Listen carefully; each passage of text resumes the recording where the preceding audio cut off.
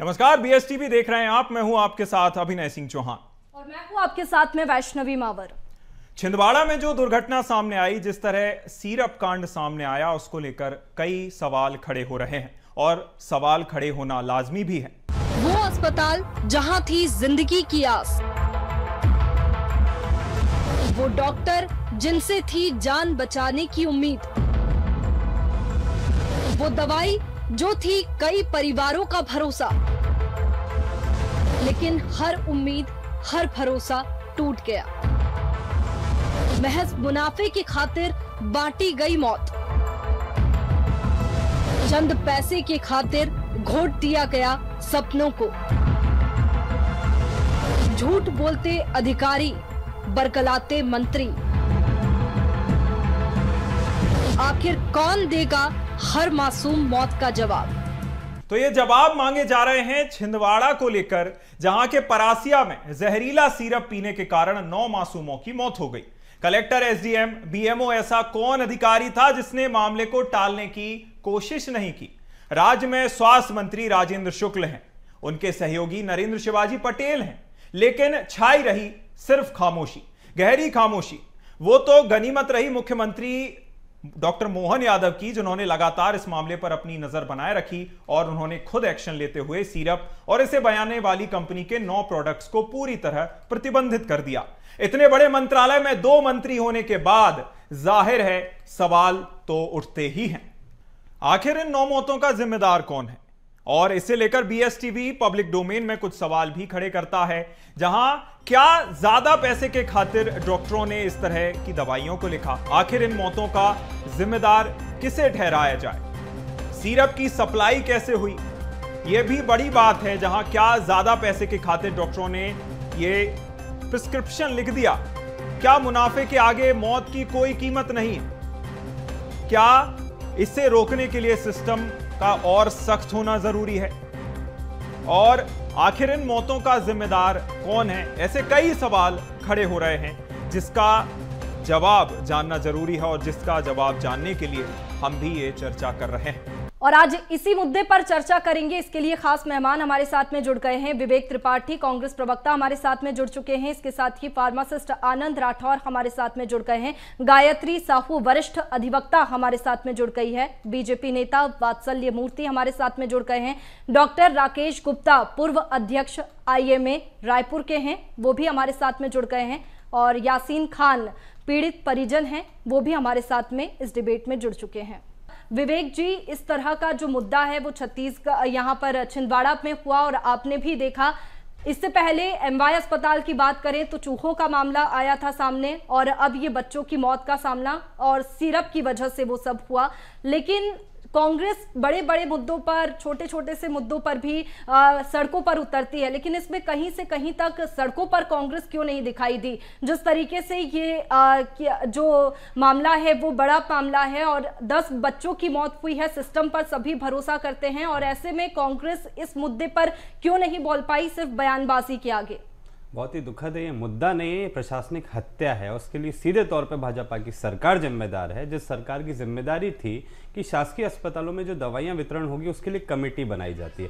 आपको सबसे पहले ये जानना होगा कि शासकीय अस्पतालों में कौन आता है। कोई समृद्ध परिवार का व्यक्ति अपने बच्चों को लेकर शासकीय अस्पतालों में नहीं आता। वहां पे आता है वो गरीब तबके का, किसान का बच्चा, गरीब मजदूर का बच्चा, जो निजी अस्पतालों की फीस को वहन नहीं कर सकता। वो अपने बच्चों की जान की रक्षा के लिए शासकीय अस्पताल में आता है। वहां पे भ्रष्टाचार की भेंट इस प्रकार से कमीशन खोरी करके एक ऐसी दवाई को वहां पे दिया जा रहा है, बच्चों को पिलाया जा रहा है, जो दवाई जिस राज्य में, जिस फैक्ट्री है, जिस राज्य में उस दवाई की, वहां पे बैन है। आस पड़ोस के अन्य राज्यों में बैन है। क्या ये मध्य प्रदेश के अधिकारियों को नहीं पता था? ये सीधे तौर पर प्रशासनिक हत्या है, और इस हत्या में जो प्रशासनिक अधिकारी संलिप्त हैं, जिन्होंने टेंडर की प्रक्रिया की, जिस कमेटी ने इस दवाई को जांचा, जिसने अप्रूवल दिया, और उसके बाद ये शासकीय अस्पतालों में वितरण की गई। आज सबसे बड़ा सवाल ये है, 9 नहीं, जब हम चर्चा कर रहे हैं, नागपुर में एक और बच्ची ने दम तोड़ दिया। ये संख्या 11 के आसपास पहुंच चुकी है। तो इन 11 बच्चों की मौत का जिम्मेदार सरकार में कौन है? इस पे अभी तक सरकार क्यों नहीं कार्रवाई कर पाई?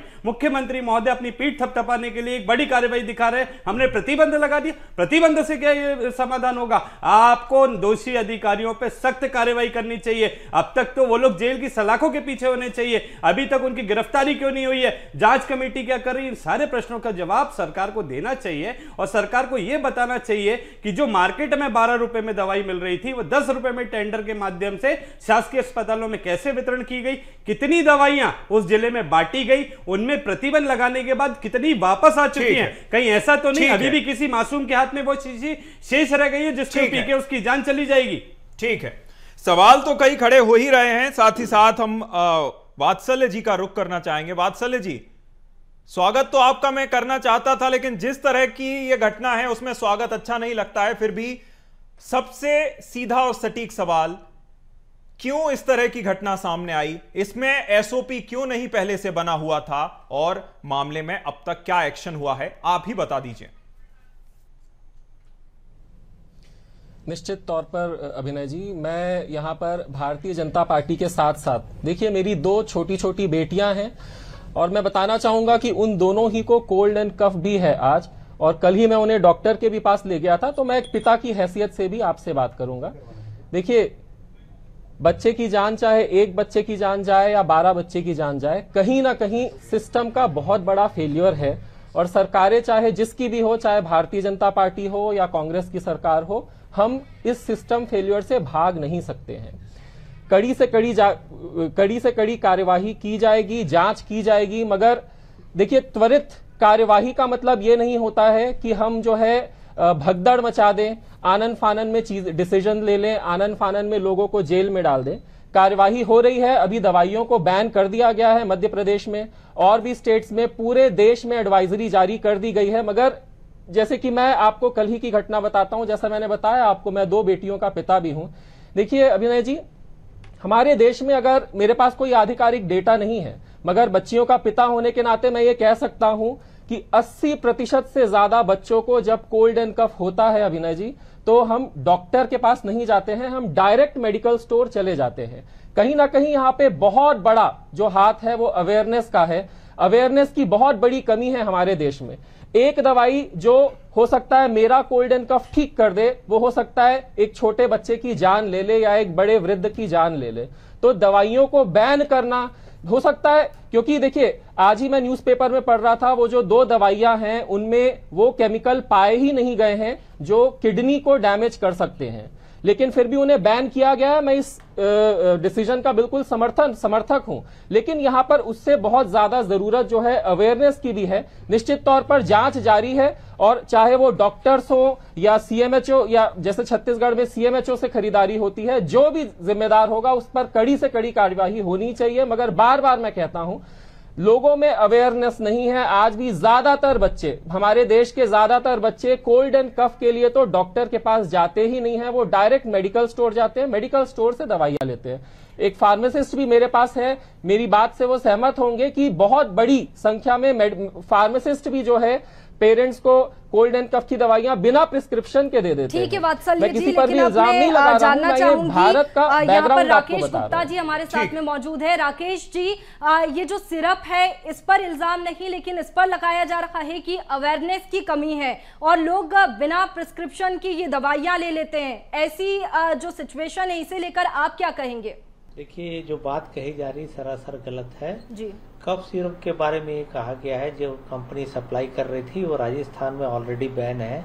राजस्थान के 5 जिलों में इस कंपनी को बैन किया जा चुका है। उसके बाद भी मध्य प्रदेश में इस कंपनी से दवाई खरीदी गई। एक तथ्य, ये तथ्य स्वयं सिद्ध है, ये लगातार मीडिया में आ रहा है। दूसरी बात यह है कि आखिर बच्चों की मौत हुई क्यों?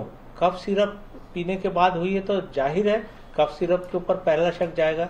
ये जांच का विषय है, लेकिन कंपनी पहले से खराब दवा सप्लाई करने की अपराधी साबित है। ये राजस्थान और Madhya Pradesh Chhattisgarh medical services corporation के अधिकारियों को पता था। कहीं मिलीभगत करके उन्होंने एनओसी लिया और कफ सिरप सप्लाई किया, ये भी स्वयं सिद्ध बात है। लेकिन ऐसा कह देना कि शायद कफ सिरप ये कारण नहीं है, ये किसी दुर्घटना को और बड़ा रूप दे देता है। आखिर बच्चों की मौत क्यों हुई, केवल कफ सिरप पीने के कारण हुई या और दूसरे कारण से हुई, ये मुझे लगता है जांच का विषय है। राकेश जी, चूंकि देखिए आपने बताया कि सिर्फ कफ सिरप को दोष देना या कफ सिरप को यह कह देना कि यह गलत है, टेक्निकलिटीज में अगर हम जाते हैं, डीईजी जो कि सॉल्वेंट होता है उसका बहुत ज्यादा जिक्र हो रहा है इस घटना में, और आप चूंकि आईएमए के अब काफी लंबे समय तक अपनी सेवाएं भी दे चुके हैं, तो हमारे दर्शकों के साथ ही साथ आप जो हमारे जो गेस्ट हैं उन्हें भी ये समझाएं कि आखिर ये डीईजी डाई एथिलीन ग्लाइकोल होता क्या है, और अगर इसकी मात्रा कम ज्यादा होती है तो क्या दुष्प्रभाव पड़ सकते हैं। देखिए, डीजी जो कह रहे हैं ये पहले भी विदेशों में जो कफ सिरप अफ्रीकन कंट्रीज में सप्लाई हुए हैं जी, ये गुणवत्ता विहीन पाए गए हैं, और अफ्रीकन कंट्रीज में ये दवाई वापस मंगाई गई है। वहां भी बहुत बड़ी संख्या में मौतों के कारण इसको कंपनियों को बैन किया गया।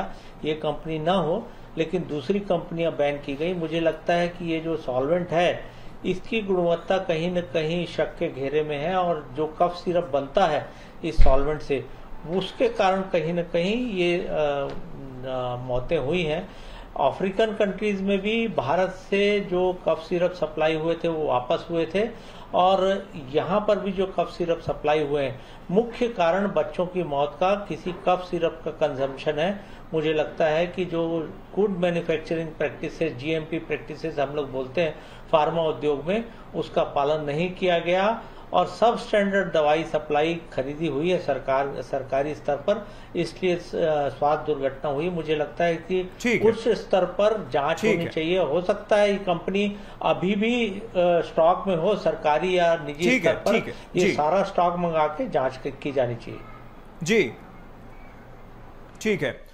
मैं एक पक्ष पीड़ित का भी जानना चाहूंगा यहाँ बीच में। यासीन जी हमारे साथ बने हुए हैं, जो उसैद के पिता हैं, बच्चे की मौत हो चुकी है, बहुत ही दुखद घटना हुई। देखिए यासीन जी, मैं आपका पक्ष जानना चाहूंगा, आपका ये पूरा अनुभव कैसा रहा। ये तो सवाल कोई बनता नहीं है, इस घड़ी में ऐसा सवाल नहीं करना चाहिए, लेकिन आपको क्या लगता है ये दवाई की वजह से हुआ, उस प्रिस्क्रिप्शन की वजह से हुआ, आखिर कारण क्या है?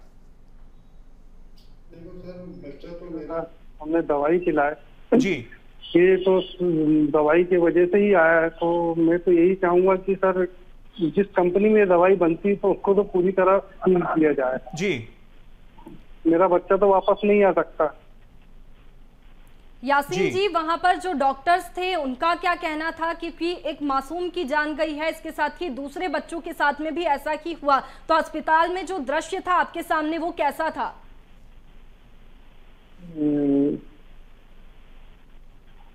अब इस चीज को तो सर मैम मैं बयान नहीं कर सकता, क्योंकि मुझे ज्यादा बिल्कुल। देखिए यासीन जी, मैं उस घड़ी को याद करने के लिए नहीं कह रहा हूं आपको, बस ये जानना चाहते हैं कि आखिर आपका पक्ष, आप कैसे देखते हैं इस घटना को?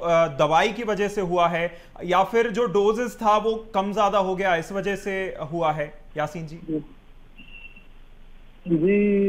फर्स्ट में तो यही बताइए कि दवाई की वजह से हुआ, तो हम भी यही मान रहे हैं कि दवाई की वजह से। बिल्कुल ठीक है।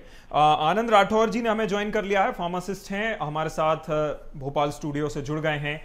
आनंद जी, चूंकि आप एक फार्मासिस्ट हैं और फार्मासिस्ट भी इस घटना के बाद सवालों के घेरे में हैं, आप जब इस तरह की जो दवाई है, कोल्ड्रिफ का हम नाम सुन रहे हैं, नेस्ट्रो, जीएस का जब हम नाम सुन रहे हैं, ऐसे में जब आपके पास ये प्रिस्क्रिप्शन आता है, किन बीमारियों के लिए ये दी जाती है, और सबसे बड़ी बात, क्या इसमें आप बैकग्राउंड चेक करते हैं कि किस डॉक्टर ने ये लिखी है उसके बाद देते हैं? जी हाँ, बिल्कुल। ये हम लोग सारे जो भी फार्मासिस्ट हैं सारी चीज़ ये देखने के बाद ही कि प्रिस्क्रिप्शन वैलिड है, डॉक्टर के द्वारा प्रिस्क्राइब की हुई दवा है, उसके बाद ही हम उस सिरप को या उस दवा को हम पेशेंट को हैंड ओवर करते हैं। जी आनंद जी, ये भी जानना चाहूंगा, देखिए एक जो है टेक्निकलिटीज में अगर हम जाएं तो जो डोजेस का एक फॉर्म रहता है, मान लीजिए इतने एमजी का है, इतने एमएल का है, चूंकि बच्चों में एमजी यानी कि वो हार्ड दवाइयां नहीं खा सकते, इसलिए उन्हें लिक्विड फॉर्म में दी जाती हैं। तो क्या जो एमएल में अगर दवाई दी जाती है उसका जो है बंटवारा कैसे किया जाता है कि इस बच्चे को इस हिसाब से दवाई दी जाए? ये इसका एक देखिए बहुत ही सिंपल सा फार्मूला रहता है जो कि डॉक्टर डिसाइड करते हैं, वो आधारित रहता है बच्चे की वजन पर। तो बच्चा कितने वजन का है, उसको कितनी मात्रा, उस वजन के रेशो में जो है उस कितनी मात्रा में दवा देनी है वो डॉक्टर निर्धारित करते हैं। बिल्कुल। और चलिए अब हमारे साथ में गायत्री साहू भी यहाँ पर मौजूद है, वरिष्ठ अधिवक्ता है। गायत्री जी, और मैं आपसे ये जानना चाहूंगी कि ये इतनी बड़ी घटना तो हो गई, ये सिचुएशन भी बेहद बुरी थी जो परिजन है उनके लिए, और छोटे छोटे जो मासूम बच्चे हैं उनकी जान गई, लेकिन अब इसमें आगे क्या हो सकता है कानूनी तौर पर? देखिए, इसमें मैं ये कहना चाहूंगी कि कोई एक ही व्यक्ति इसके लिए जिम्मेदार नहीं है। जैसे राज्य सरकार ने तो बैन लगा दिया है दवाई को, लेकिन आपने देखा होगा एक कफ सिरप हो चाहे एक क्रोसिन का टैबलेट भी हो, तो उसको क्या बोलते कितनी मात्रा में देना है क्या है डॉक्टर प्रिस्क्राइब करते हैं, तब पेरेंट्स जाके उसको देते हैं।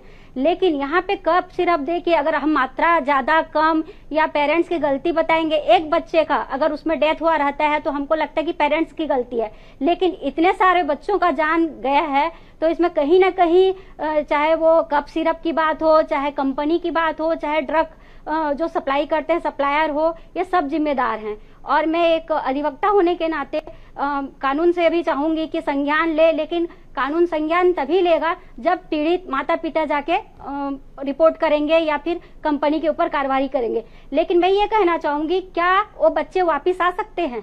लेकिन देखते हैं डॉक्टर्स हो चाहे मेडिकल वाले हो, दवाई बिना जाने समझे पेरेंट्स को थमा देते हैं। इसके लिए बड़ी जिम्मेदारी ये बनती है कि क्या बोलते हैं पेरेंट्स पहले डॉक्टर को दिखाएं, उसके बाद मेडिकल कंपनी में जाके दवाई खरीदे। लेकिन ऐसा होता नहीं, क्योंकि हमारे अधिकतर जो जनता है वो या तो गरीब हैं या फिर छोटे तबके से आते हैं, तो वो सीधा डॉक्टर को के पास न जाके वो सीधा मेडिकल जाते हैं और दवाई लेते हैं। तो इसके लिए तो जिम्मेदार पेरेंट्स भी हो सकते हैं, लेकिन इतने बच्चों का जान गया है, तो मैं ये चाहूंगी कि वो कानून की मदद लें और कानून उनका निराकरण जरूर करेगा। बिल्कुल। चलिए मैं रुख करना चाहूंगा विवेक त्रिपाठी जी का। विवेक जी, छिंदवाड़ा देखिए मध्य प्रदेश में वैसे ही काफी ज्यादा बैकवर्ड जगहों में से एक माना जाता है कि छिंदवाड़ा में देखिए इस तरह की परेशानियां हैं, लिटरेसी रेट में भी कम आता है। ऐसे में उन लोगों को जानकारी आखिर पहुंचाएगा कौन, जिन लोगों को ये नहीं पता कि अगर बच्चे बीमार हो जाएं तो उनकी केयर कैसे करनी है, उन्हें दवाई का डोजेज समझाएंगे तो वो कैसे दे देंगे? देखिए, निश्चित ही मेरे को लगता है पूरी चर्चा गलत दिशा में जा रही है। सबसे पहले तो हमें ये जानना होगा कि जब दवाई सरकारी स्वास्थ्य केंद्र से मिल रही है तो इसको सप्लाई किसने किया? जो दवाई अन्य राज्यों में प्रतिबंधित है वो मध्य प्रदेश में शासकीय अस्पतालों तक पहुंची कैसे? क्या इसमें किसी अधिकारी ने कमीशन लेके टेंडर को अप्रूव किया? वो एक ऐसी दवाई जो अन्य राज्यों में प्रतिबंधित थी उसको मध्य प्रदेश में खुले बाजार में सौंप दिया। निश्चित ही जब एक अभिभावक अपने बच्चे को लेकर डॉक्टर के पास जाता है तो वो पूरा विश्वास करता है कि डॉक्टर साहब जो भी दवाई देंगे वो उसके बच्चे की बेहतरी के लिए होगी। दवा लेने गया है, जहर लेने नहीं गया है। आज मध्य प्रदेश की स्वास्थ्य व्यवस्था खुद ही वेंटिलेटर पे चल रही है। हम कह रहे हैं, सरकार कह रही जांच होगी, कमेटी बनेगी, चूहे खा गए, पैरों को चूहे खा गए। माननीय न्यायालय में प्रकरण आया और सरकार का पक्ष रखा जा रहा है कि जिन लोगों की मृत्यु हुई चूहे खाने से नहीं हुई, एक जगह होती है फिर दूसरी जगह होती है। इसी से पहले एक बार आपने सुना होगा आईसीयू में ऑक्सीजन खत्म हो गई, छत गिर गई। ये मध्य प्रदेश की स्वास्थ्य व्यवस्था है। शासकीय अस्पतालों की ये स्थिति है। जब शासकीय अस्पताल खुद ही वेंटिलेटर पे चल रहे हैं तो आम आदमी कहां जाए? आज शासकीय अस्पतालों में कोई समृद्ध परिवार का अभिभावक अपने बच्चों को लेकर नहीं जाना चाहता। वहां पे जाते हैं मजदूर, किसान, गरीब तबके के लोग जो प्राइवेट हॉस्पिटलों में इलाज नहीं करा सकते। वहां वो जाते हैं मजबूरी में अपने बच्चों को स्वस्थ देखने के लिए। और जब इस तरीके की घटना हो जाती है तो निश्चित ही ये पूरी मध्य प्रदेश की स्वास्थ्य व्यवस्था पे प्रश्न चिन्ह है। ये बहुत बड़ा दाग है। इस पे कार्रवाई होनी चाहिए। सिर्फ दवा पे प्रतिबंध लगा देने से ये खाना पूर्ति की कार्रवाई नहीं। किस कमेटी ने दवा को अप्रूव किया था, किसके आदेश पे, किसके अप्रूवल पे वो दवा मार्केट में आई, किस डॉक्टर ने लिखा बगैर जाने पहचाने और उस दवा को अभिभावकों को सौंप दिया। 11 बच्चे चले गए। 11 बच्चों की जो मौत हुई है ये सीधे तौर पर प्रशासनिक हत्या है। मैंने पहले भी कहा था कि बड़ी बड़ी बातें आपने पहले भी कही, और कमलनाथ का गढ़ है छिंदवाड़ा, लेकिन वहां पर कांग्रेस ने क्या कुछ कहा? मध्य प्रदेश का हिस्सा है छिंदवाड़ा, मध्य प्रदेश की जनता है, आदिवासियों के बच्चे हैं, किसी का गढ़ नहीं, राजनीति नहीं, इसमें कार्रवाई चाहते हैं, राजनीति नहीं। मध्य प्रदेश में जिसकी सरकार है, मुख्यमंत्री महोदय को आगे आना पड़ेगा। स्वास्थ्य मंत्री जी कहाँ है? स्वास्थ्य मंत्री जी कहाँ गए हैं? उनको आगे आना चाहिए, उनको बताना चाहिए कि शासकीय अस्पताल में वो दवाई पहुंची कैसे, जो अन्य राज्यों में प्रतिबंधित है, वो मध्य प्रदेश के। ये बड़ी बड़ी बातें हैं, सीधी बात है, ये सीधी बात है, ये सीधी बात पे चर्चा होनी चाहिए। राजनीति का रंग मत दीजिए, सीधी बात है, सीधा सवाल है, सरकार को जवाब देना पड़ेगा, सरकार को कार्रवाई करनी पड़ेगी। सरकार कार्रवाई नहीं करेगी तो हम सड़कों पर उतर के आंदोलन करेंगे। मैं आपसे सिर्फ एक सीधा सा जवाब मांग रही हूं विवेक जी कि कांग्रेस ने इस मुद्दे में क्या किया, क्योंकि छोटी छोटी बातों पर कांग्रेस सड़कों पर उतरती है, तो ये इतना बड़ा मामला है प्रदेश का, छिंदवाड़ा कांग्रेस का एक तरीके से कहें तो गढ़ है, ये बात आप नहीं मान रहे। कितना दुखद है कि अगर हम हर घटना को राजनीति के चश्मे से देखें। मैं आपसे कह रहा हूं कि जब चूहे खा गए तब इस सरकार को शर्म नहीं आई, तब ये सरकार झूठे तथ्य पेश कर रही है। कांग्रेस ने चूहे खा गए और अभी भी बच्चों की मौत हो गई, क्या कितनी आश्चर्यजनक और कितनी दुखद बात है कि आप इसको भी राजनीतिक चश्मे से देख रही हैं। आपको कोई फर्क नहीं पड़ रहा कि 11 बच्चे खत्म हो गए, उन 11 अभिभावकों पे क्या बीत रही होगी जो अपनी बच्चों के स्वास्थ्य के लिए डॉक्टर के पास जाते हैं और उनको दवा की जगह जहर दे दिया गया। विवेक जी, कितनी आश्चर्य,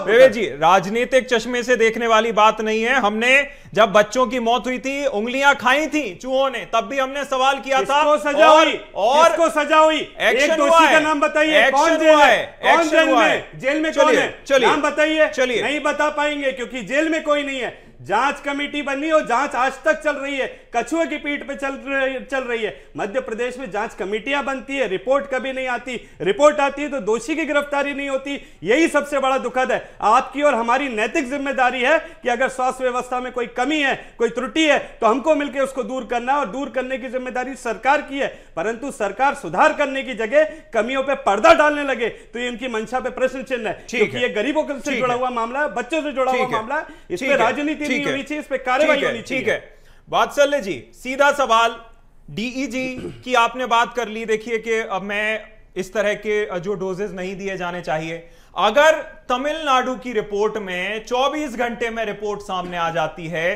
तमिलनाडु की रिपोर्ट में 48% उसमें डीईजी सामने आया, तो क्या वह गलत दवाई नहीं थी? अगर वह मेडिकल पर बिक रही थी, उसकी किसी ने जांच नहीं की, क्यों वह मेडिकल तक पहुंची? कोई बीच में बैरियर क्यों नहीं पड़ा? वात्सल्य जी। निश्चित तौर पर अभिनय जी, जैसा डॉक्टर राकेश गुप्ता जी ने भी बताया, मैं उनकी बात पहले लेना चाहूंगा कि जब उन्होंने बताया कि जब ये कंपनी राजस्थान में ऑलरेडी बैंड थी, तो इस कंपनी की दवा मध्य प्रदेश में कैसे सरकारी दवाखानों तक पहुंची, तो निश्चित तौर पर यहां पर भारतीय जनता पार्टी की सरकार है मध्य प्रदेश में, राजस्थान में, और मैं भारतीय जनता पार्टी का कार्यकर्ता हूं। उसके बावजूद भी मैं कहूंगा कि ये सीधा सीधा बच्चों का कोल्ड ब्लडेड मर्डर का केस है, और जो कोई भी इस पर मुजरिम पाया जाए, जो कोई भी हो, चाहे वो कितना ही बड़ा अधिकारी हो, कोई छोटे से छोटा अधिकारी हो, उस पर सख्त से सख्त कार्रवाई होनी चाहिए। कार्रवाई होनी चाहिए। तमिलनाडु की सरकार में अभी कार्रवाई होनी चाहिए। अब तक कार्रवाई क्यों नहीं हुई? देखिए, मैं आपके सामने सीधे तौर पर उदाहरण है, तमिलनाडु का उदाहरण है। मध्य प्रदेश से लेटर जाता है तमिलनाडु में, कुछ मिनटों के अंतराल में वहां जांच शुरू हो जाती है, 24 घंटे में रिपोर्ट आ जाती है और एक्शन हो जाता है, पूरे के पूरे बैच को सीज कर दिया जाता है। मध्य प्रदेश में आपने ऐसा सुना है क्या? अभिनय जी, इसके दो पहलू हैं। देखिए, पहली बात तो प्राइमा फेसी अगर हम सुने तो तमिलनाडु सरकार का वाकई में कदम बहुत सराहनीय है। मैं भारतीय जनता पार्टी का होने के बावजूद उनकी तारीफ करूंगा प्राइमा फेसी। मगर इसका एक दूसरा पहलू भी है, कृपया करके मुझे अन्यथा ना ले, मगर कोई भी दवा, देखिए कोई भी दवा, आज ही मैं न्यूज़पेपर में पढ़ रहा था कि इस दवा में जिस केमिकल से किडनी खराब होती है वैसा कोई भी द्रव्य पाया नहीं गया है। जांच चल रही है। आप अगर जांच के आउटकम का भी वेट नहीं करेंगे, बहुत सारे लोग ऐसे होंगे जो ऑलरेडी इस दवा को ले रहे होंगे, जो बड़े लोग हैं, जो सीरियसली पीड़ित है, बड़े लोग हैं, जिनके लिए दवा हानिकारक नहीं है, जिनकी किडनी बिल्कुल भी खराब नहीं है, हो सकता है वो ये दवा ले रहे होंगे। तो चीजों को क्या होता है, जल्द से जल्द कार्यवाही हमें चाहिए, मगर थोड़ा बहुत जल्दी अगर हम डिसीजन ले ले तो कई बार जो है अफरा तफरी भी फैल जाती है। नहीं, देखिए वात्सल जी, इस सवाल ये नहीं कहूंगा कौन सही है, इस सवाल के साथ मैं आपके पास वापस आऊंगा। हमें मदन पाल विश्वकर्मा जी ने भी ज्वाइन कर लिया है। अंबिका विश्वकर्मा 4 साल की इनकी बच्ची थी, उसके पीड़ित परिजन हैं हमारे साथ, हमें ज्वाइन कर लिया है। मदन पाल जी, जिस तरह की ये घटना सामने आई बहुत ज्यादा दुखद है, लेकिन इसमें आखिर दोषी आपको क्या लगता है, कौन है? आप इस दुर्घटना को कैसे देखते हैं? वो समझा है तो मुझे प्राइमरी में तो यही लगा कि इस तरह से सिस्टम को पूरी मॉनिटरिंग करना चाहिए। हमने बहुत सारे बार डिबेट में हेल्थ के मामले में सुना हुआ है कि कोई पीसीआई होती है, फार्मेसी काउंसिल ऑफ इंडिया होती है, फार्मेसी इंस्पेक्टर्स होते हैं। हमने सारे चैन को, सिस्टम को समझा है, लेकिन यदि ये ऐसा सुसुप्त अवस्था में रहेगा और रेगुलर बेसिस पे यदि ये कार्य नहीं करेगा तो सर आम जनता को इस तरह के परिणाम भुगतने पड़ेंगे। तो ये सब तो एक नैतिकता का विषय है कि जिम्मेदारों को खुद सामने आना चाहिए और अपना एक्टिविटी दिखाना चाहिए। मदन पाल जी, एक और प्रश्न है कि जब सिरप से बच्चों की मौत हुई थी तो वहां पर डॉक्टर्स भी थे और आप परिजन हैं तो वहीं डॉक्टर्स के सामने होंगे, तो डॉक्टर्स ने क्या इल्जाम लगाया, क्या कुछ कहा था?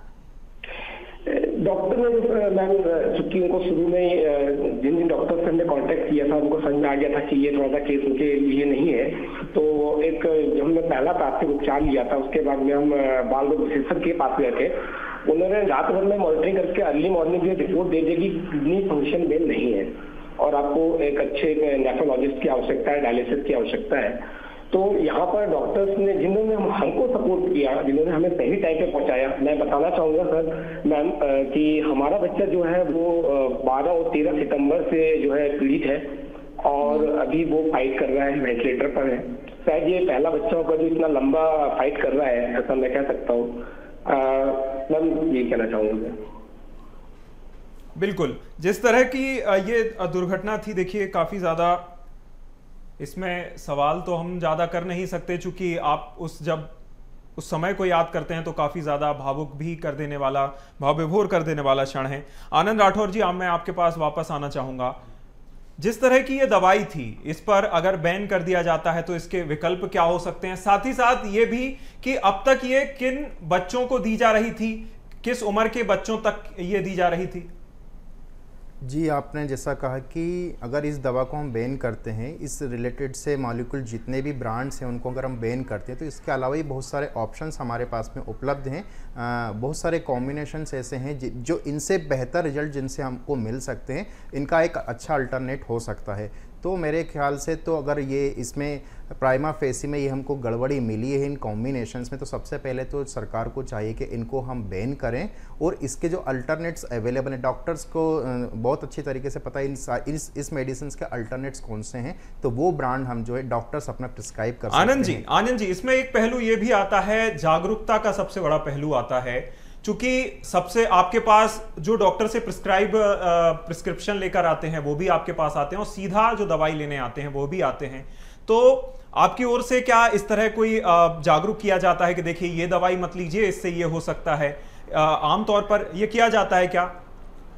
अब देखिए एक्चुअली चलिए, पीड़ित इसमें जो है वो कुछ कहना चाहते हैं, जो बच्ची के परिजन हैं। मदन पाल जी, आप कहिए। हमने जानने की कोशिश की थी कि ये दवाई कंपनी इस तरह से कैसे कर सकती हैं, तो हमको बहुत सारी चीज जानकारी लगी। होता यह है कि हर कंपनी में क्वालिटी कंट्रोल डिपार्टमेंट होता है सर, एडल्ट्रेशन को चेक किया जाता है, इम्प्योरिटी चेक की जाती है, इवन जब वो बैच तैयार होता है उसके बाद में उनके अपने ऑफिसर को चेक करके पास आउट करते हैं। तो सर ये चीजें तो होने ही नहीं चाहिए मेरे हिसाब से। मैं जो समझ पा रहा हूँ कि यहाँ पर हर कंपनी के पास क्वालिटी कंट्रोल डिपार्टमेंट होता है।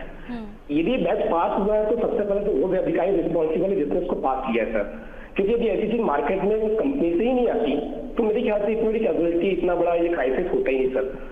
तो ये एक पक्ष है सर कि कंपनी को इस तरह की गतिविधियों से बचना चाहिए। ठीक है। डॉक्टर राकेश गुप्ता जी के पास मैं जाना चाहूंगा। राकेश जी, जिस तरह से कहा मदन पाल जी ने बताया कि एक ड्रग कंट्रोलर होते हैं वह इस तरह की चीजों पर ध्यान रखते हैं। अगर एसओपी बना हुआ था तो लूपहोल कहां सामने आया, कहां इस तरह की दवा छूट गई जिससे इतनी बड़ी दुर्घटना सामने आई?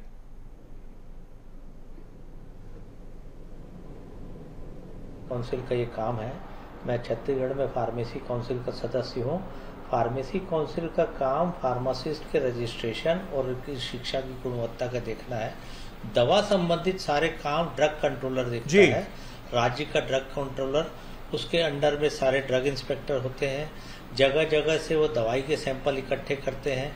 सरकारी और निजी मेडिकल स्टोर में जो दवाइयाँ सप्लाई होती हैं वो पहले से ड्रग टेस्टिंग लेबोरेटरी से गुणवत्ता परीक्षण करके आई होती हैं।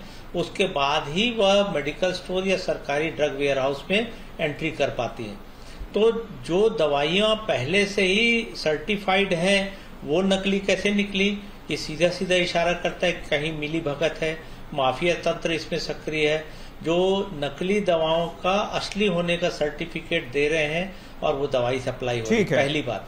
दूसरी बात ये कि जिस प्रकार की दवाइयां नकली थी राजस्थान में, वो मध्य प्रदेश में कैसे सप्लाई हुई, ये निश्चित तौर पर सरकारी तंत्र में सेंध लगी हुई है जो नकली दवाएं खरीद रहे हैं।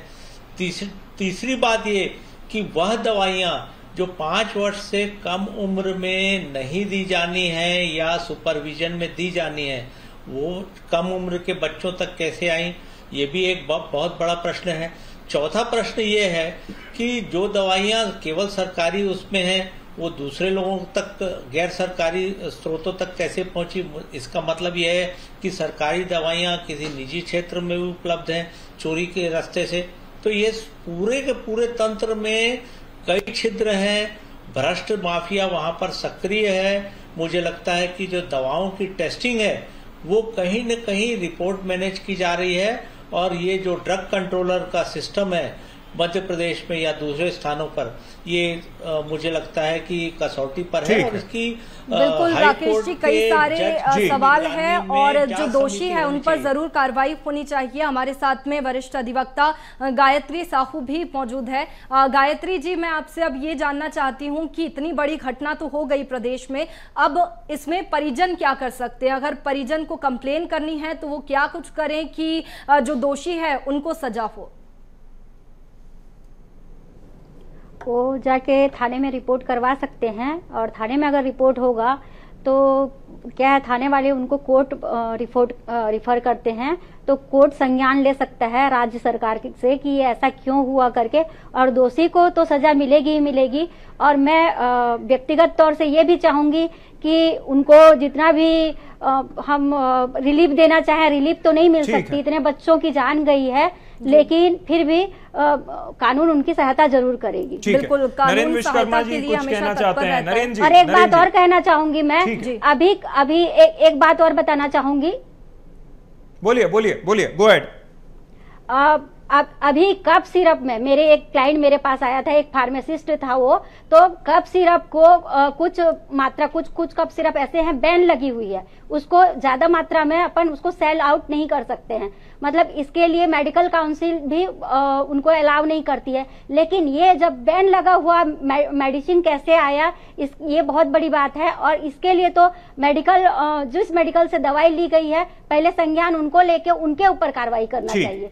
अगर धीरे धीरे कड़ी चेन आएगी कि उसका जिम्मेदार कौन है। जी ठीक है। नरेंद्र जी हमारे साथ पीड़ित हैं, पीड़ित के परिजन हैं।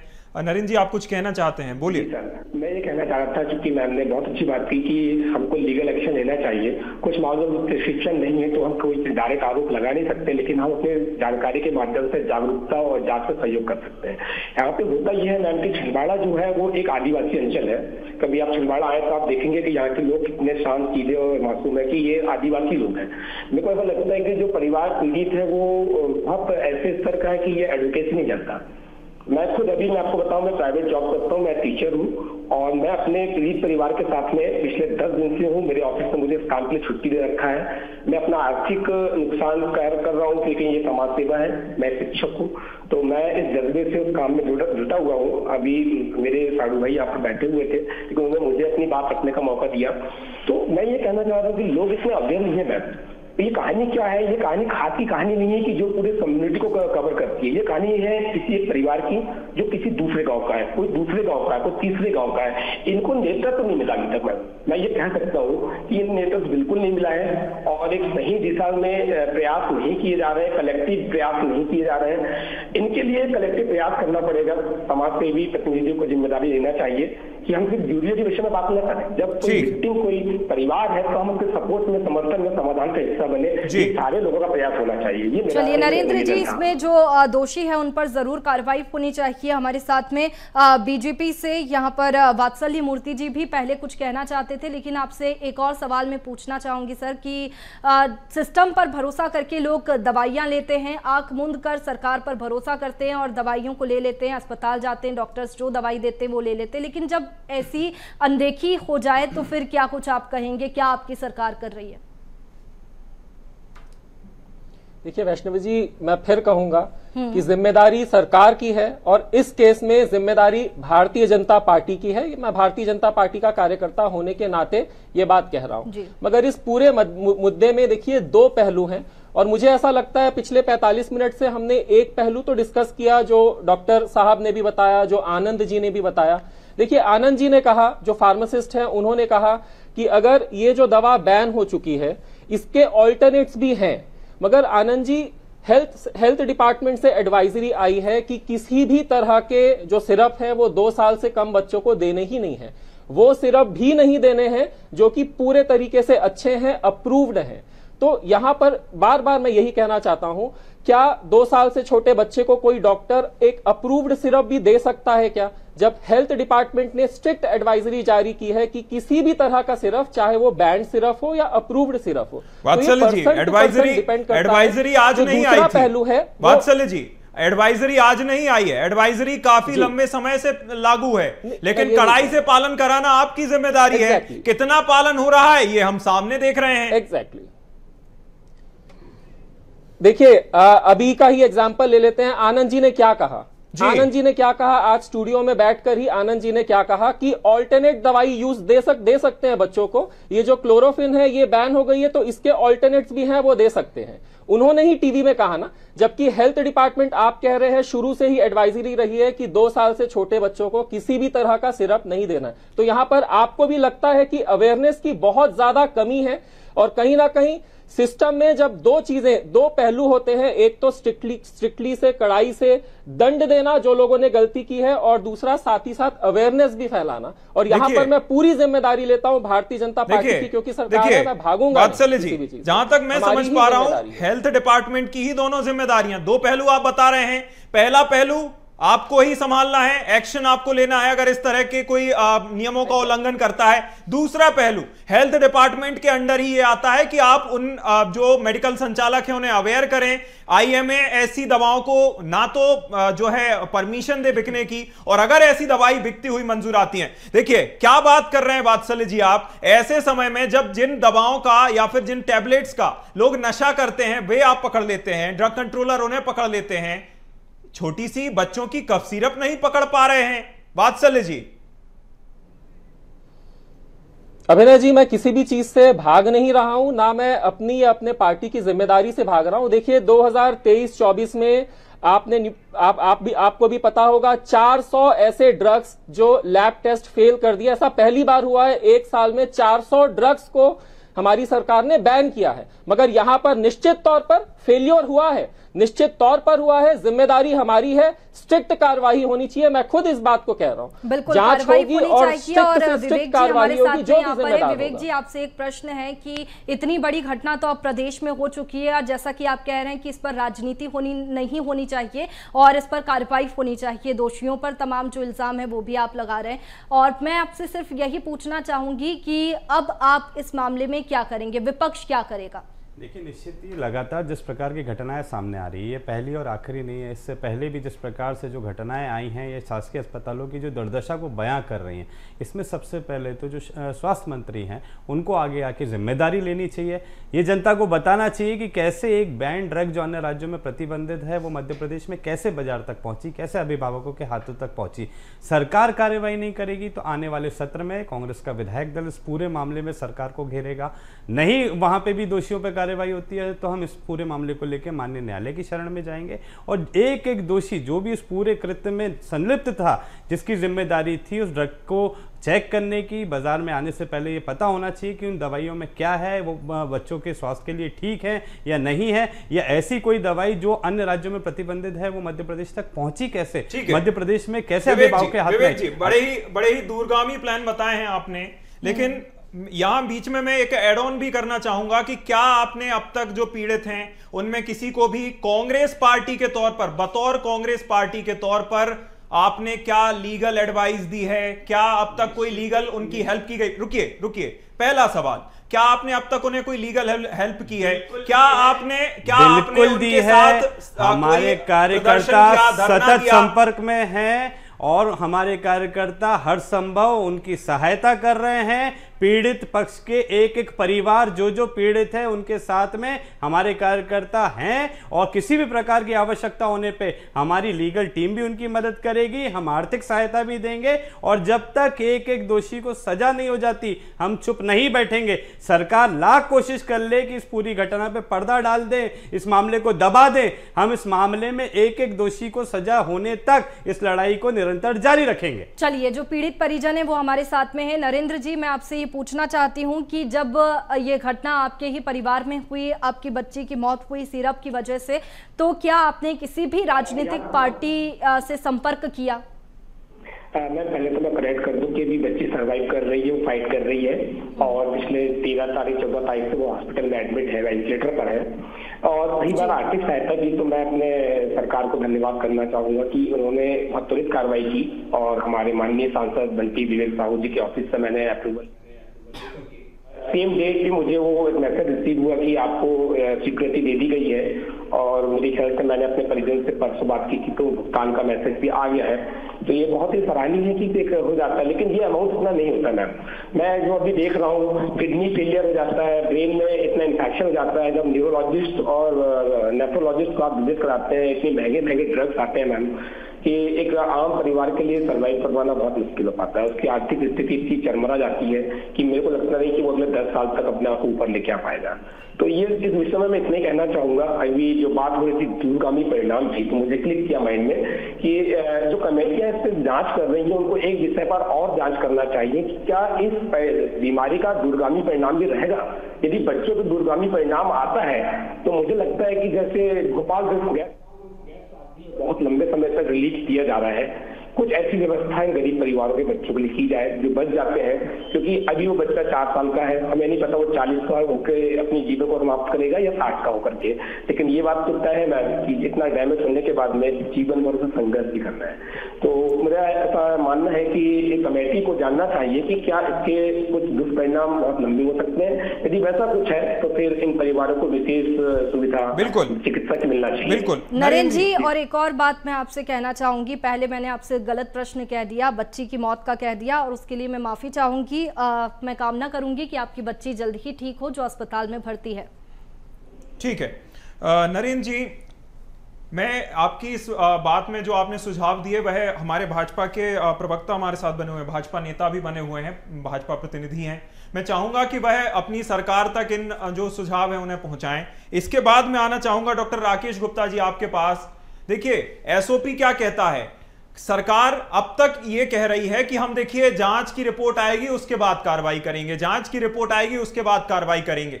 तमिलनाडु में रिपोर्ट आ चुकी है, एक्शन हो चुका है, बैच तक को सीज कर लिया गया। अब तक ना बैच सीज हुआ है मध्य प्रदेश में और अब तक जांच के लिए बस हो रहा है इंतजार। राकेश जी, देखिए सबसे पहले यदि सरकार अपने आप को प्रतिबद्ध साबित करना चाहती है तो पूरी खरीदी प्रक्रिया पर रोक लगा के जिन्होंने टेंडर प्रक्रिया की है उनको तत्काल प्रभाव से हटाया जाना चाहिए। पूरी खरीदी प्रक्रिया जो प्रिस्क्रिप्शन दिए गए बच्चों को उसकी एक उच्च स्तरीय हाई कोर्ट के मजिस्ट्रेट की निगरानी में जांच होनी चाहिए ताकि सरकार ये साबित कर सके कि उसमें इच्छा शक्ति है दोषी तत्वों को कड़ी से कड़ी सजा दिलाने के लिए। कहीं न कहीं सरकार के सिस्टम में लूप होल है। अभी ये बात कही गई कि मुख्यमंत्री ने सीधे कार्रवाई की, स्वास्थ्य मंत्री की कर्तव्य परायणता पूरी तरह शक के घेरे में है मध्य प्रदेश में, जो कि कैबिनेट मिनिस्टर है और स्टेट मिनिस्टर दोनों। मुझे लगता है कि कहीं न कहीं दोषी तत्वों को बचाने के लिए कड़ी कार्रवाई में हील हवाला किया जा रहा है। जो स्टॉक है वो तुरंत वापस मंगाया जाना चाहिए। जिन बच्चों को दे दिया गया है वहां पर ड्रग इंस्पेक्टर की टीम जाके वापस लेके आए। ड्रग वेयर हाउस से सारा stock central drug warehouse में मंगाया जाना चाहिए और जो टेंडर प्रक्रिया में वितरित किया गया है उन बच्चों के स्वास्थ्य की जांच होनी चाहिए। तभी सरकार ये साबित कर पाएगी जनता के सामने कि वो खरीदी प्रक्रिया और उसके डिस्ट्रीब्यूशन को लेकर सचेत है, सजग है और जिन्होंने ये दवाई खरीदी है बैन होने के बावजूद उनको कड़ी से कड़ी सजा दी जाएगी। जो बच्चे अपने परिवार से बिछड़ गए, ईश्वर के पास चले गए, उस परिवार को मुआवजा दिया जाना चाहिए। इससे पहले भी बहुत सारे एग्जाम्पल हैं कि माननीय हाई कोर्ट ने सुओ मोटो केसेस को संज्ञान में लिया है और मुझे लगता है कि सरकार से माननीय हाई कोर्ट को संज्ञान में लेकर सरकार से मुख्य सचिव से जवाब तलब करना चाहिए। हो सकता है ऐसी और भी दवाइयां सरकार के द्वारा ड्रग माफिया के माध्यम से खरीदी गई हों जो स्वास्थ्य के लिए हानिकारक हो। पूरी खरीदी प्रक्रिया मध्य प्रदेश में शक के घेरे में। ठीक है आनंद जी, मैं आपका रुख करना चाहूंगा। जिस तरह की ये घटना सामने आई कि देखिए बच्चों को दवाई दे दी जाती है और लंबे समय तक दी जाती है, उनकी किडनी फेल हो जाती है। आपको क्या लगता है सरकार को ऐसा कोई रोड मैप बनाना चाहिए, कोई फ्रेमवर्क बनाना चाहिए जिससे जो मेडिकल संचालक हैं, मान लीजिए वह बैकवर्ड क्षेत्र में हैं, उनके लाइसेंस भी चेक हो सकें, समय समय पर चेक हो सकें। और दूसरी बात यह कि जब कोई पेरेंट्स इस तरह की दवाई लेने आते हैं जो कि नहीं दी जानी चाहिए, तो उसके लिए उन्हें जागरूक भी किया जा सके। आपको क्या लगता है? जी, आपने बहुत अच्छा सवाल किया। डेफिनेटली हम कुछ इस डायरेक्शन में कुछ ना कुछ काम कर सकते हैं। जितना हो सकता है हम पेशेंट को अवेयर कर सकते हैं या इन्फॉर्म कर सकते हैं, लेकिन कई बार होता है हमारा ये क्षेत्र इतना बड़ा है, बृहद है कि सब कुछ करना पॉसिबल नहीं है। एक लिमिट में तो हम कर सकते हैं और करना भी चाहिए। और रही बात आप जो कह रहे हैं सरकार की या ड्रग कंट्रोलर अथॉरिटी की, मैं ये कहना चाहूँगा कि हमारे सिस्टम को दुरुस्त करना चाहिए। रोड मैप ऑलरेडी बना हुआ है पर उसको हमको सिस्टम को सही करके उस पर वर्क करना चाहिए। तो मुझे लगता है काफ़ी कुछ हम इस टाइप की जो प्रॉब्लम्स फ्यूचर में आने वाली हैं या आती रहती हैं उनको कुछ हद तक हम कंट्रोल कर सकते हैं। बिल्कुल, जिस तरह आपने बताया कि जो है प्रावधान बने हुए हैं लेकिन फॉलो कितने हो पा रहे हैं। विवेक जी, जब बात आती है फॉलो की, देखिए कानून पहले से कई बने होते हैं और जिनकी जरूरत महसूस होती है वह बनाए भी जाते हैं, लेकिन क्यों ऐसा होता है कि जब तक दुर्घटना हो नहीं जाती तब तक इंतजार किया जाता है कि देखिए कभी कुछ होगा, फिर हम उसको फॉलो करेंगे, फिर उस पर कोई जांच करेंगे और जैसे ही हो जाती है कुछ दिन बाद भूल जाते हैं। देखिए, यहाँ कानून की नहीं विभागीय संरचना की बात होनी चाहिए। विभागीय संरचना इस प्रकार से निर्मित की गई है कि स्वास्थ्य विभाग में कहाँ पे किन चीज़ों की कमी है उसको मॉनिटरिंग करने के लिए अधिकारी नियुक्त हैं। इन अधिकारियों ने अगर अपने नैतिक दायित्व का निर्वहन ठीक तरीके से किया होता तो इस प्रकार की घटनाएं बार बार नहीं हो रही होती। आज ड्रग कंट्रोलर की जिम्मेदारी थी कि उसके जिले में किन दवाइयों को प्रचलन में है, किन दवाइयों में, वो जांचने की जिम्मेदारी ड्रग कंट्रोलर की थी। अगर ड्रग कंट्रोलर ठीक तरीके से काम नहीं कर रहे हैं तो उसके ऊपर भी अधिकारी हैं। तो अधिकारियों की पूरी चेन है, ये पूरी संरचना है। अगर अधिकारी कमीशन खोरी पे से अपना ध्यान हटा दें और दवाइयों को ठीक तरीके से जांच ले तो इस प्रकार की घटना ही ना हो। आप क्या उम्मीद करेंगे एक अशिक्षित परिवार से जो इतना शिक्षित नहीं है और डॉक्टर के भरोसे अपने बच्चों को दवाई दे देता है और इस प्रकार की दुर्घटना हो जाती है, बच्चा जान से हाथ धो बैठता है, तो उससे उम्मीद नहीं की जा सकती कि वो सिस्टम को सुधारेगा। सिस्टम को सुधारने की जिम्मेदारी अधिकारी और सरकार की है। सरकार की इच्छा शक्ति पे पूरी बात निर्भर है कि निरंतर जो घटनाएं हैं उस पर अंकुश लगाने के लिए सरकार क्या ठोस कदम उठा रही है। अगर सरकार उस पूरी दुर्घटना पे पर्दा डालने का कार्य कर रही है तो ये उसकी मंशा को उजागर करता है कि वो सुधार नहीं चाहती, वो सिर्फ घटना को दबाना चाहती है, छुपाना चाहती है। और निरंतर सिर्फ घटना को दबाने और छुपाने के कारण बार बार स्वास्थ्य व्यवस्थाओं में इस प्रकार की घटनाएं हो रही है। अगर उसी दिन जब चूहों ने कुतरा था पैरों को, दोषी अधिकारियों पर कार्रवाई हो जाती तो इसका संदेश पूरे मध्य प्रदेश में जाता और जो दवाई माफिया है ये कमीशन खोरी नहीं कर पाता, अधिकारी कमीशन नहीं ले पाते? एक नजीर तो पेश कीजिए, एक कार्रवाई तो ऐसी ठोस कीजिए, किसी के ऊपर तो ऐसी कार्रवाई हो वो जेल जाए, तब तो कोई उसका उदाहरण बनेगा। इसमें एक बात आप ये भी बताइए कि जब किसानों का मुद्दा होता है तो कांग्रेस आके रहती है। खाद को लेकर के, खाद की किल्लत जब मध्य प्रदेश में हुई तो कांग्रेस सड़कों पर उतरी, विरोध किया और सरकार पर भी आरोप लगाए तमाम, और ये भी कहा कि किसानों को खाद मिलना चाहिए। तमाम जो बातें वो हुई। एमवाय अस्पताल का मामला आप कह रहे हैं चूहों वाला, इसमें कांग्रेस के बाद जबलपुर, और इसके बाद में अभी का मामले की बात करें तो अभी भी आप चुप है और सरकार पर ही आरोप लगा रहे हैं। जी बिल्कुल चुप है। देख नहीं पा रही हैं, आपको देखना चाहिए मैडम। 1 साल तक किसानों का काले कानून के खिलाफ में आंदोलन चलता रहा। ये वो सरकार है, ये सरकार नहीं, मध्य प्रदेश में सर्कस चल रहा है। एक पर्ची से चुने हुए मुख्यमंत्री महोदय कहां है? स्वास्थ्य मंत्री कहां है? आपको एक चीज और बता दूं, मध्य प्रदेश में जहां जहां इस विषय पे चर्चा चल रही है, भाजपा के प्रवक्ता तक नहीं है। आपने खुद छत्तीसगढ़ से प्रवक्ता बैठा है, क्योंकि मध्य प्रदेश में भाजपा का प्रवक्ता तक इस विषय पे बात नहीं करना चाहते। मंत्री जी नदारत है, मुख्यमंत्री जी पूरे घटना पे पर्दा डालने का कार्य कर रही हो, आप बार बार विपक्ष को कटघरे में खड़ा कर रही हैं। मैडम, इसका आधा भी अगर आप सरकार को घेर लेंगे तो मैं समझता हूं दोषी पे कार्रवाई हो जाएगी। उनको बचाने के लिए इस तरीके से गुमराह मत कीजिए। सरकार की जिम्मेदारी विपक्ष की नहीं, विपक्ष की जो जिम्मेदारी, जो विपक्ष की जिम्मेदारी है, जो हमारे दायित्व की जिम्मेदारी, जो हमारे दायित्व है, हम वो कार्य कर रहे हैं। हम सरकार को आईना दिखाने का कार्य कर रहे हैं। कार्रवाई सरकार को करनी है। क्या मैं स्वास्थ्य मंत्री पे कार्रवाई कर दूंगा? क्या जीतू पटवारी जी स्वास्थ्य मंत्री पे कार्रवाई कर देंगे? ड्रग कंट्रोल पे कार्रवाई करने की जिम्मेदारी मंत्री। आप विधानसभा तक मत जाइए कि विधानसभा में ये मुद्दा उठाएंगे जब आप दूसरी चीजों पे आप क्या चाहती हैं? धरना प्रदर्शन चाहती हैं? हम धरना कर रहे हैं, हम प्रदर्शन कर रहे हैं, हम विरोध कर रहे हैं। कार्रवाई सरकार को करनी है मैडम, कार्रवाई सरकार को करनी है। आप गलत जगह, कांग्रेस के लिए कुछ नहीं है, इसलिए ना कांग्रेस चुप बैठी है। ठीक है, मैं 10 बच्चों की मौत की बात कर रही हूँ, विधानसभा की आप बात कह रहे हैं। आपने कह दी मैडम, विधानसभा की आप बात कर रहे हैं, ये मुद्दा नहीं है। उठाएंगे आपको मानवीय आधार पे सरकार से कहां है मंत्री जी? मंत्री जी से आपने सवाल पूछा? मिले मंत्री जी, उनका पक्ष नहीं जानना जरूरी है। आप पहुंच पाए तो उनसे सवाल तो पूछिए, वो तो जवाब देने के लिए आपके सामने उपस्थित नहीं है। हम ठीक है, आपने यहां दायित्वों की बात करी तो मैं एक बात यह भी बता देता हूं। हालिया घटना मुझे ध्यान आती है कि एक कोई बयान दे दिया गया था, उसे लेकर सड़कों पर आ गए थे, संबंधित मंत्री का बंगला घेरने निकल गए थे। लेकिन क्या आपने स्वास्थ्य मंत्री के खिलाफ कोई मोर्चा खोला? क्या आपने स्वास्थ्य मंत्री के खिलाफ कोई इस तरह का आंदोलन किया?